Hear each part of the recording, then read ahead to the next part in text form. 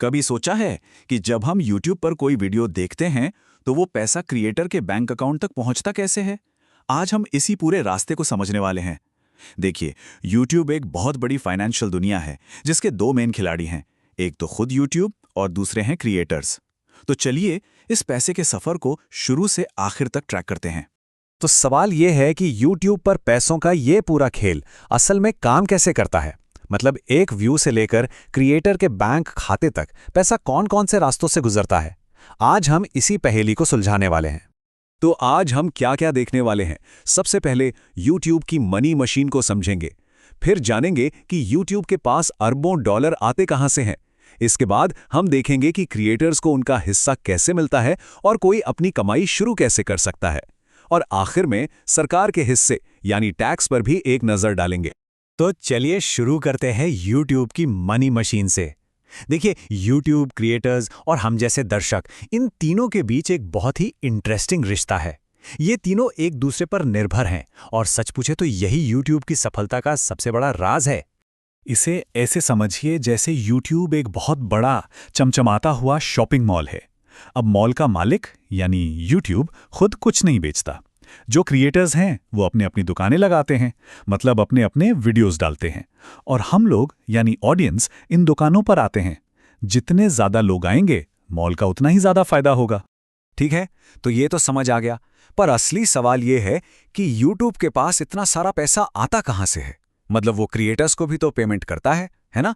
तो चलिए उसके खजाने में झांकते हैं। देखिए, YouTube की कमाई के मोटे तौर पर 4 रास्ते हैं। सबसे पहला और सबसे बड़ा जाहिर है एड्स यानी विज्ञापन। दूसरा है YouTube प्रीमियम, जहां लोग बिना एड्स के वीडियो देखने के लिए पैसे देते हैं।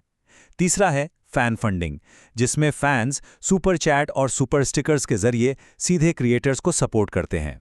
और चौथा है चैनल मेंबरशिप, जहां फैंस कुछ खास फायदों के लिए हर महीने पैसे देते हैं। तो YouTube तो ऐसे कमाता है, लेकिन क्रिएटर्स को उनकी मेहनत का पैसा कैसे मिलता है? आखिर YouTube सारा पैसा तो खुद नहीं रखता ना, वो इसे अपने सबसे जरूरी पार्टनर्स यानी क्रिएटर्स के साथ बांटता है। अच्छा, यहाँ एक मजेदार बात है। क्रिएटर्स की कमाई का जो बंटवारा है वो दो अलग अलग तरीकों से होता है। एक तो है एड से आने वाले पैसे का, और दूसरा है जो फैंस सीधे तौर पर देते हैं उसका। चलिए दोनों को देखते हैं। और ये है वो जादुई नंबर जो हर यूट्यूबर जानता है, 55%। मतलब अगर किसी एड से 100 रुपए की कमाई हुई तो उसमें से 55 रुपए सीधे सीधे क्रिएटर की जेब में जाते हैं। यहाँ देखिए, ये चार्ट इसे बिल्कुल साफ साफ दिखाता है। 55% हिस्सा क्रिएटर का और बाकी का 45% यूट्यूब अपने पास रखता है। भाई, प्लेटफॉर्म चलाने का खर्चा भी तो है। अब आता है दूसरा नंबर, 70%। ये तब लागू होता है जब फैंस सीधे पैसे देते हैं, जैसे चैनल मेंबरशिप या सुपर चैट के जरिए। इसमें क्रिएटर को बड़ा हिस्सा मिलता है। और इस चार्ट से ये बात और भी साफ हो जाती है, 70% क्रिएटर को और 30% यूट्यूब को। अब समझ में आया कि क्रिएटर्स को ये तरीके इतने पसंद क्यों हैं। कमाई पर कंट्रोल ज्यादा जो मिलता है। लेकिन रुकिए, ऐसा नहीं है कि कोई भी चैनल बनाए और पहले दिन से ही कमाई शुरू कर दे। नहीं, इसके लिए एक प्रोसेस है जिससे गुजरना पड़ता है।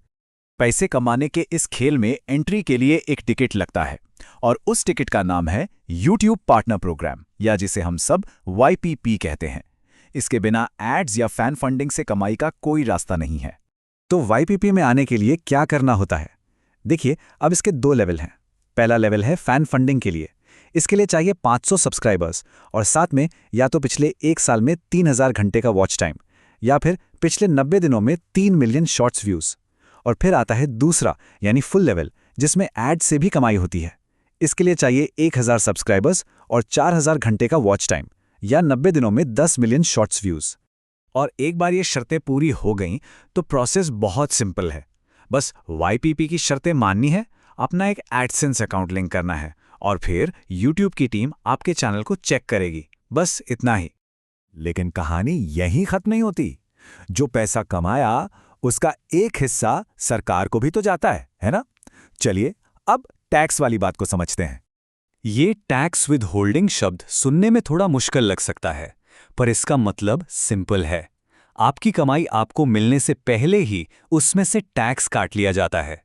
YouTube के मामले में गूगल ये टैक्स अमेरिकी सरकार के लिए काटता है, खासतौर पर उस कमाई पर जो अमेरिकी दर्शकों से हुई है। और इससे कोई फर्क नहीं पड़ता कि क्रिएटर दुनिया के किस कोने में बैठा है। इसको एक उदाहरण से समझते हैं तो सब क्लियर हो जाएगा। मान लीजिए इंडिया में कोई क्रिएटर है जो महीने में $1000 कमाता है। अब इसमें से $100 की कमाई अमेरिका के दर्शकों से हुई है। तो अब क्या होगा? अब जरा इस चार्ट को ध्यान से देखिए। ये दिखाता है कि टैक्स की जानकारी देना कितना ज्यादा जरूरी है। अगर कोई भी टैक्स इन्फॉर्मेशन नहीं दी तो कुल कमाई का 24% तक कट सकता है, मतलब $240। लेकिन अगर सही डॉक्यूमेंट्स दिए गए और भारत अमेरिका की टैक्स संधि का फायदा मिला तो सिर्फ अमेरिकी ही कमाई यानी $100 पर 15% टैक्स लगेगा, जो हुआ सिर्फ $15। देखिए कितना बड़ा फर्क है। और इसीलिए YouTube खुद ये कहता है कि ये बहुत ज़रूरी है। हर साल 10 दिसंबर तक अपना टैक्स फॉर्म ज़रूर भरें। ये सलाह हर क्रिएटर के लिए है, चाहे वो अमेरिका में रहता हो या नहीं। तो अब जब पैसे का ये पूरा गणित सामने है तो एक सवाल उठता है, क्या YouTube चैनल बनाना सिर्फ एक शौक है या फिर ये एक पूरा का पूरा बिजनेस है? इसका जवाब शायद हर किसी के लिए अलग-अलग होगा।